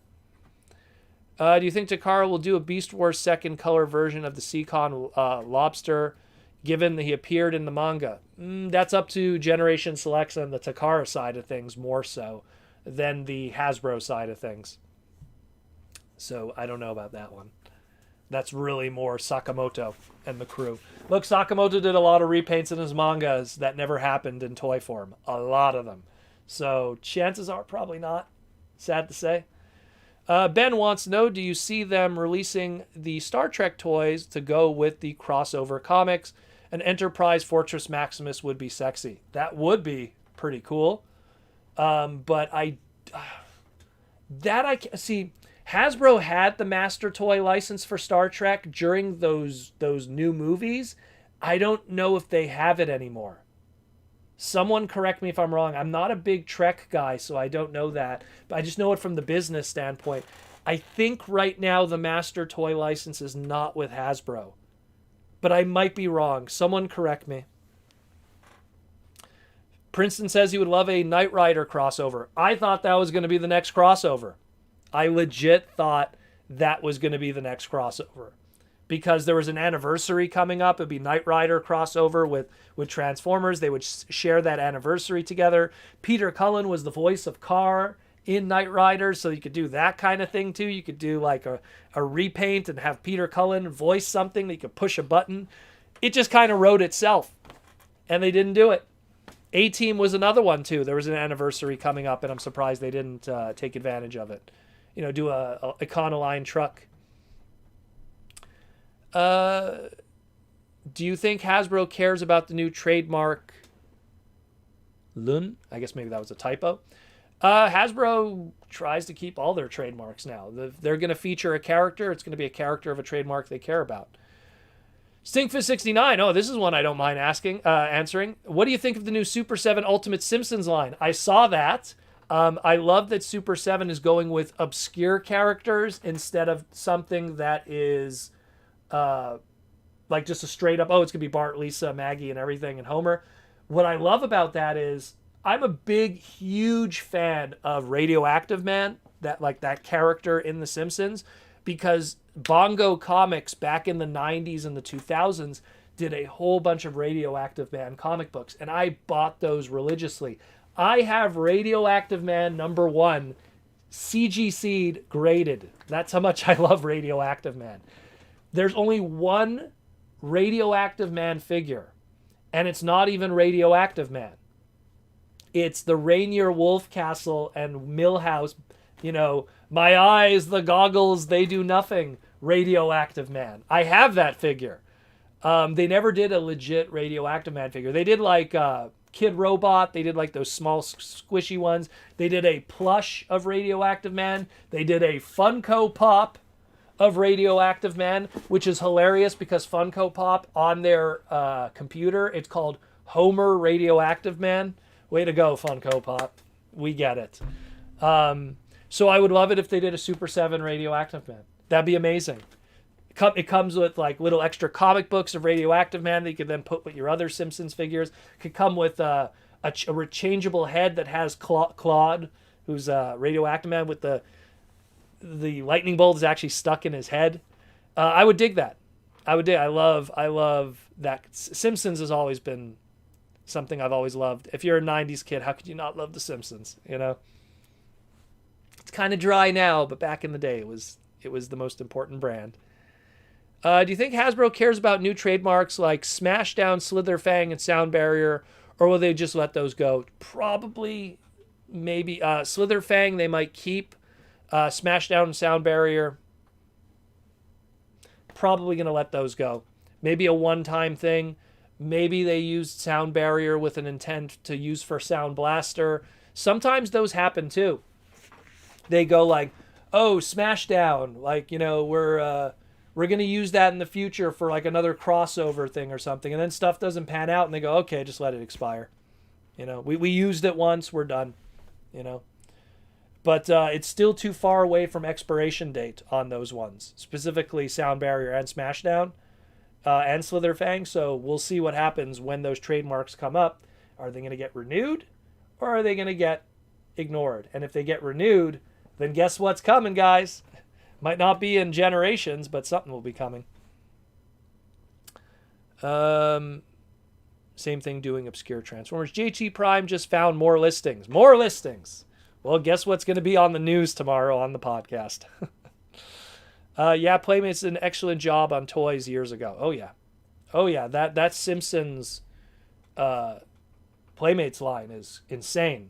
They practically did everybody except Radioactive Man. But they did everyone else. Alice Trapped, I'd love a new Thunderblast figure. Yes, I would too. Thunderblast is amazing. You can barely see her. She's right there. I would love to see a new figure of hers. And that would be cool because then it opens up to other boat Transformers. They could probably retool it and do a Nautica. I could see that happening. It would have very similar color scheme, mind you. But, that'd be really cool. I'd dig it. She's a really cool character. Chromia, as she was known in the Japanese version of Galaxy Force. It'd be really cool to see an updated version of her. We got 10 minutes left, guys. So 10 minutes left for super chats and everything. Just the warning now. Let you know. Man, 2 hours just flew today. Just flew. I love a new Thunderblast. There's too many fembots lost to TF history. Not too many. I mean, obviously the ones that were retroactively made female, like I guess like Cliffjumper and Armada was made retroactively a female. The Armada, the Energon RC was originally called what do you call it? Oh my God, why am I blanking? Not Alita. Ariel, because she had her Ariel's design from Ancient Cybertron. There's a few female characters. I want to see more Strong Arm. Where's Strong Arm? Where's my new Strong Arm figure? That's one I want to see for sure. JR Mina with the super chat. Hey Proto, great work as always. So what's cooking tonight for dinner? Vietnamese sandwiches. The long, they're called ban bin.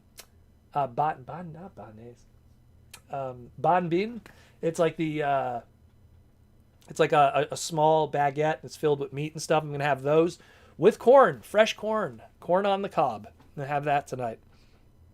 So pretty much cold cuts with corn on the cob. Nothing is healthy tonight. Saturday nights are my unhealthy night. And choking on water, apparently. But yeah. Centurions would be awesome. Oh, don't worry about that. Hasbro's going to keep that brand forever. They're going to throw Centurions on everything.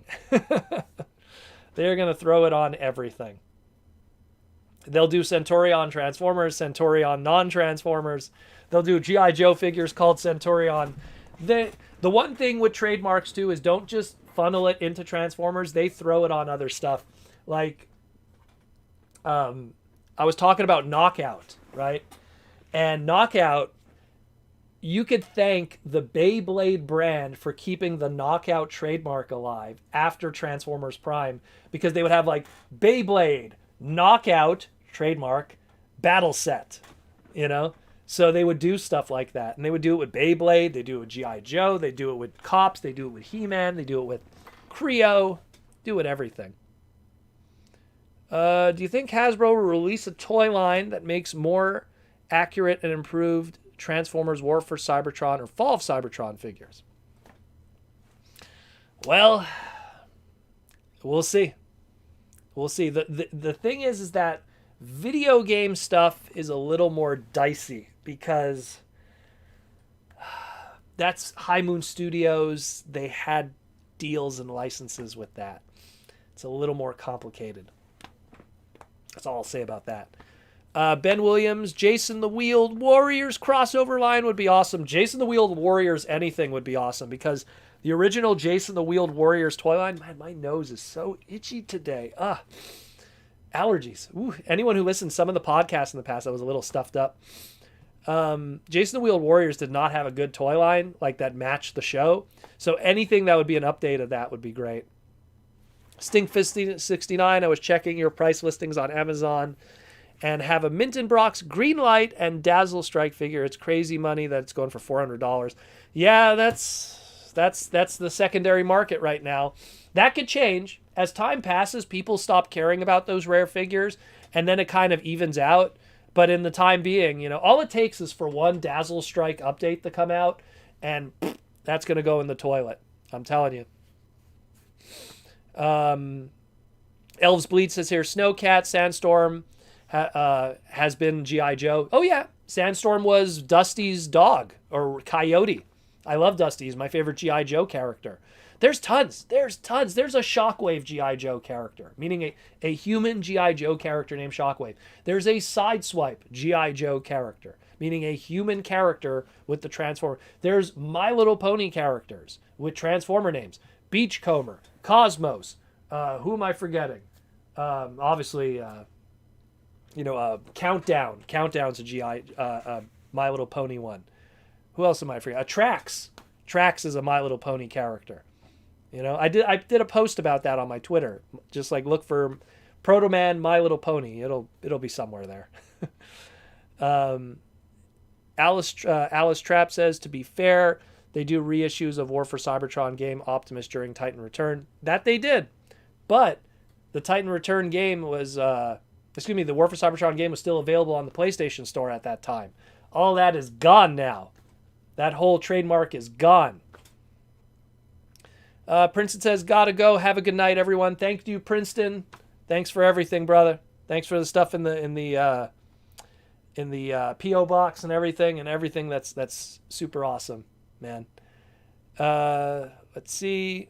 Only 10 made of those figures. Which one? Which one are we talking about here? Only 10 made. I must have missed something. We got 5 minutes left. Woo!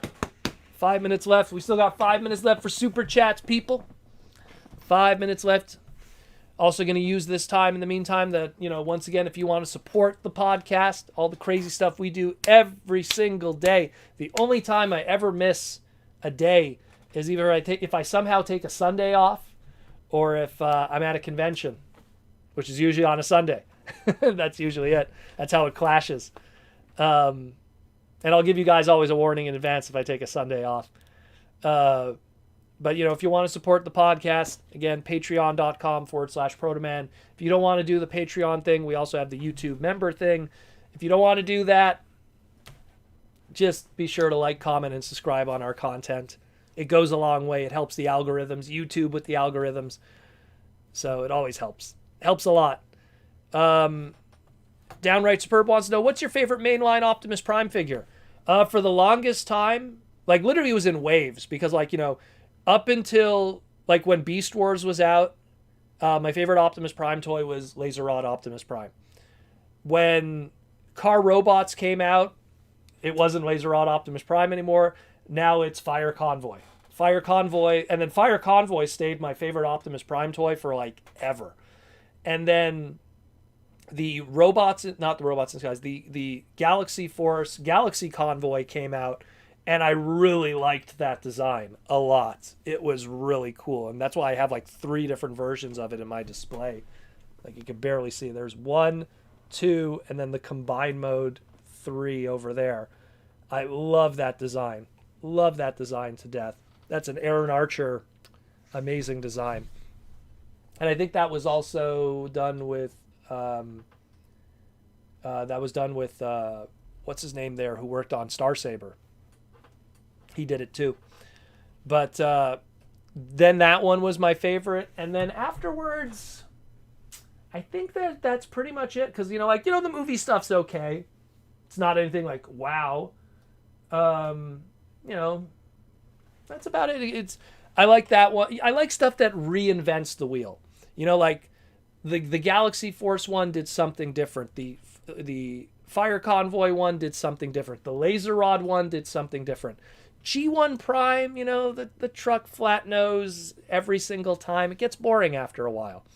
So I really like those ones especially. Probably right now, if I had to pick one, maybe Fire Convoy today in retrospective, because I just like that brave anime kind of design. But, depending on what day I feel, maybe Galaxy Convoy, number 1.